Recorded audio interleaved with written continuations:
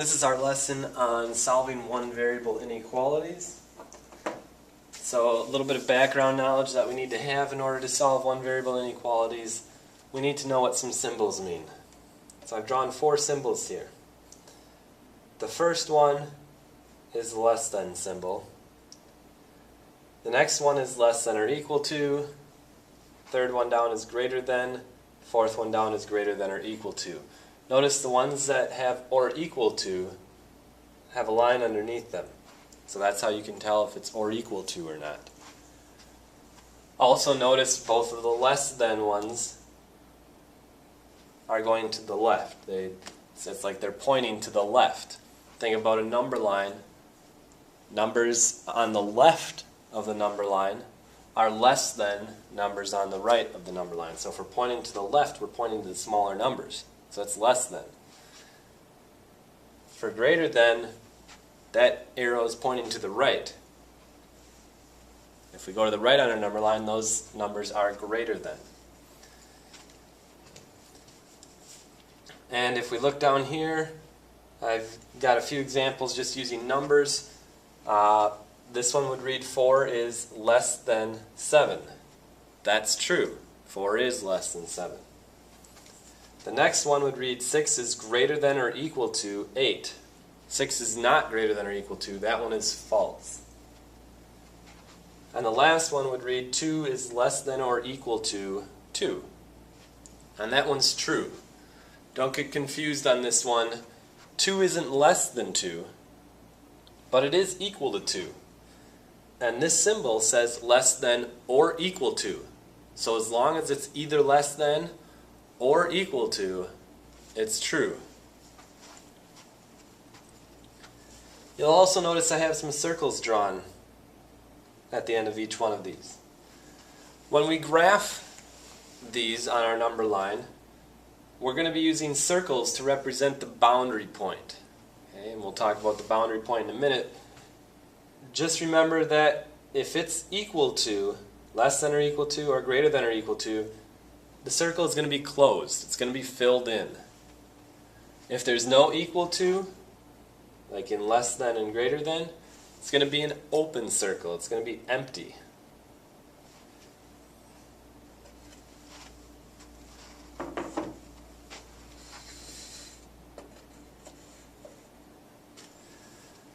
Alright, so here's one example. We have 3x minus 7 is less than x plus 5. We're going to do the first half of this problem as if the less than wasn't even there, as if it was just an equation with an equal sign in between. So the first thing we want to do is get our x's on one side. So I'm going to subtract x from both sides, and that gives me 2x minus 7 equals 5. Notice I replaced the less than sign with an equal sign. We'll fix that later. For right now, we're just going to treat this as an equation. Then we need to combine our other terms, so we add 7 to each side, and we get 2x equals 12. We just want x, so we have to divide by 2, and x equals 6. Now, that is our boundary point. So as I said on the previous slide, we need a circle, and it's either going to be open or closed. We have to look at the symbol here.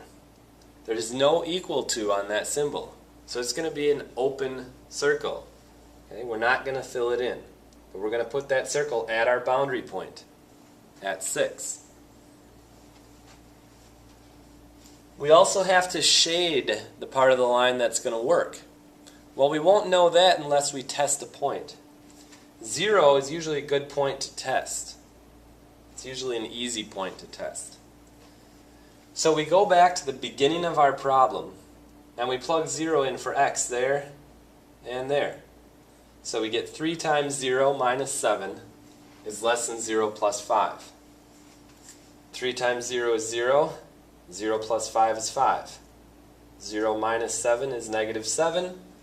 And we're left with negative 7 is less than 5. That's true. Negative 7 is less than 5, which means 0 worked. 0 is part of all of the answers that would work for this problem. So we want to shade towards 0. So we start at our boundary point at 6, and we shade towards 0. We don't stop at 0. We keep going all the way to the end of the line. Okay? There are an infinite number of answers to this problem. Okay? That's why we have to shade. Anything less than 6 would make this true. We could plug in any number that's less than 6, and this inequality would be true. And so that's our answer then. X is less than 6. If I had tested 0 and it would have come out false. Pretty simple. Rather than shading towards 0, we would shade away from 0. Okay? Don't think of it as shading left or right. Think of it as shading towards 0 or away from 0.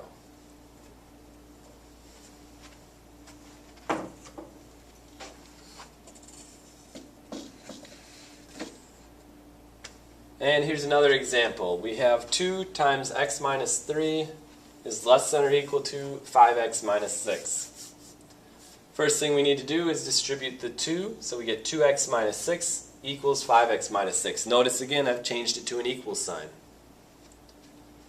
Get our x's on one side, so subtract 2x from each side. We're left with negative 6 equals 3x minus 6.